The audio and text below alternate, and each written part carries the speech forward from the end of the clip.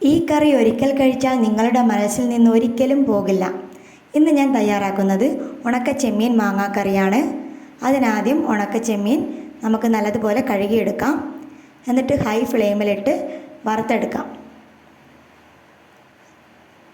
അതിനുശേഷം അതിൻ്റെ വാലും തലയും വേസ്റ്റൊക്കെ കളഞ്ഞെടുക്കാം. അത് ഇതുപോലെ വൃത്തിയാക്കിയെടുക്കാം. കറിക്ക് ആവശ്യമായ ഒരു മാങ്ങ അരിഞ്ഞു വെച്ചിട്ടുണ്ട്. നല്ല പുളിയുള്ള മാങ്ങയായിരിക്കണം. ഇതിനി നമുക്ക് പാറ്റി എടുത്തിട്ട് വരാം. അപ്പോഴത്തേക്ക് ഞാനൊരു തേങ്ങ ചിരകിയിട്ട് വരാം. അരമുറി തേങ്ങയാണിത്. അതിലേക്ക് 1 ടേബിൾ സ്പൂൺ മുളക് പൊടിയും 1/4 ടീസ്പൂൺ മഞ്ഞൾപ്പൊടിയുമാണ് ചേർക്കുന്നത്. ഞാൻ ഇതിൽ ജീരകം ചേർത്ത് അരക്കുന്നവരുമുണ്ട്.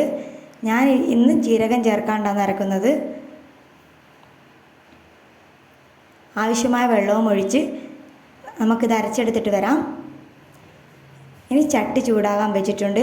അതിലേക്ക് മാങ്ങയും ഒരു ചെറിയ കഷ്ണം ഇഞ്ചിയും 3 പച്ചമുളകും നമുക്ക് ഫസ്റ്റ് വേവിച്ചെടുക്കാം. അടച്ച് വെച്ച് നല്ലപോലെ ഉടച്ചെടുക്കാം.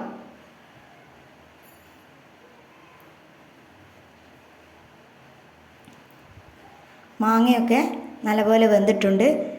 തവി വെച്ച് നല്ലപോലെ ഉടച്ചെടുക്കുന്നുണ്ട് ഞാൻ. ഇതൊക്കെ വെന്ത് കഴിയുമ്പം